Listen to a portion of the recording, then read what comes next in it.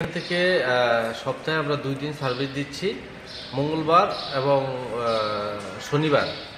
তো আগে আমরা 3 দিন চালাইতাম, মঙ্গল, বৃহস্পতি, শনি। এখন আমরা 2 দিন চালাচ্ছি।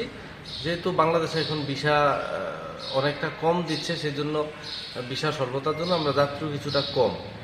তো আমাদের এখনও মোটামুটি আমরা সার্ভিস দিয়ে যাচ্ছি শ্যামলী এনার ট্রাভেলস, সপ্তাহে 2 দিন। আগামী শনিবার আমাদের এখান থেকে যাত্রী যাচ্ছে। এখন অবধি প্রায় 16 জনের মতো যার কাছে আছে। 31 সিটার গাড়ি, হয়তো আমাদের এখানে এটা ফুলফিল হয়ে যাবে।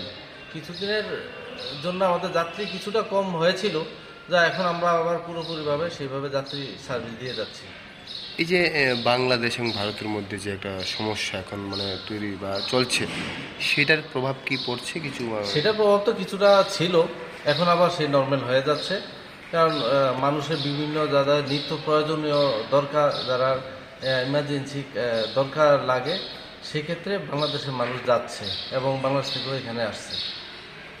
এই লাস্ট যে বাসটা গিয়েছে, একটা ঘটনা ঘটেছিল। হ্যাঁ, লাস্টে যেদিন গিয়েছিল তারপরের ডেট আমাদের সার্ভিসটা আমরা বন্ধ ছিল। কিছু অনেকটা যাত্রী কিছুটা কমে গিয়েছিল। এখন আবার যাত্রী হচ্ছে আমাদের।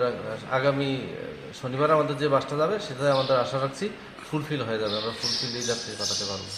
তারা কোথায় যাচ্ছে? ডাইরেক্ট বাংলাদেশ আমাদের যাচ্ছে এখানে না? আপাতত বাংলাদেশেই বেশি যাচ্ছে, ঢাকা বা ঢাকা যেখানে বিভিন্ন জায়গাতে ওরা যাচ্ছে, নরসিংদী, ভৈরব বা ওইসব জায়গাতে নেমে যাচ্ছে। তারা কোন দেশের নাগরিক?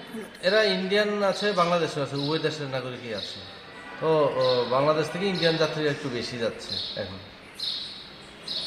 যে সমস্যাটা বাংলাদেশে, এটা কি মোটামুটি কাটিয়ে উঠছে? হ্যাঁ, এখন অনেকটা কেটে গেছে, এখন অনেকটা স্বাভাবিক হয়ে যাচ্ছে। আপনার পরিচয়টা? আমার নাম বিকাশ চক্রবর্তী, আগরতলা শ্যামলী এনার ট্রাভেলসের ম্যানেজার। Thank you.